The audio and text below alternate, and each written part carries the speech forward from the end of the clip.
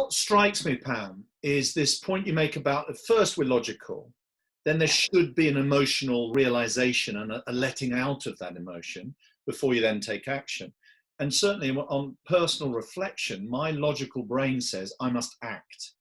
And therefore there's no space for the emotion and the crying out or the expression of the emotional side. What are some of the things you started to do to help relieve this emotional side?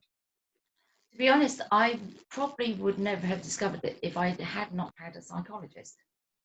And I know having a psychiatrist and a psychologist, people, is not sexy, or it's admitting weakness. To me, it's actually admitting strength, because you are saying out there, I need help. Those types of consultants, psychiatrists and psychologists, I actually went through 3 psychiatrists and 5 psychologists, because your life does move on and you want different types of coping strategies or dealing strategies, and not one person is always going to have the right answer. The way I can always explain that is a psychiatrist dishes out pills. That's really their main function.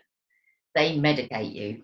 And that, with my particular psychiatrist, that was fine up to a point, but there was a time when I wanted to come off all medication. The psychologists, everyone has a different technique. So I've probably done every technique there is out there. But some of them I just found, for me personally, just made me laugh. The rapid eye movement I found absolutely not helpful whatsoever. And I was turning up and telling the psychologist what I thought she wanted to hear, rather than actually bothering to connect. One of my psychologists, I got rid of after about, I always give people a fair try, is what I say. I'll try things. And I kept up with him for 6 months, but he kept on saying, I need you to cry. You got to cry, you've got to cry. And I advocate letting that emotion out, but to me that's fairly personal. I didn't want to break down in front of this person who's a relative stranger to me. So I never did cry. And eventually I got recommended a psychologist. He's actually South African, works out of South Africa. And the first words he said to me was, okay, this terrible thing has happened to you.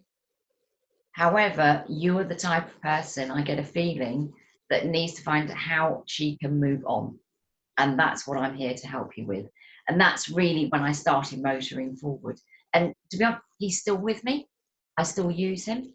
He's almost become my conscience or my sounding board. So I'll quite often Skype with him and then ask him his opinion.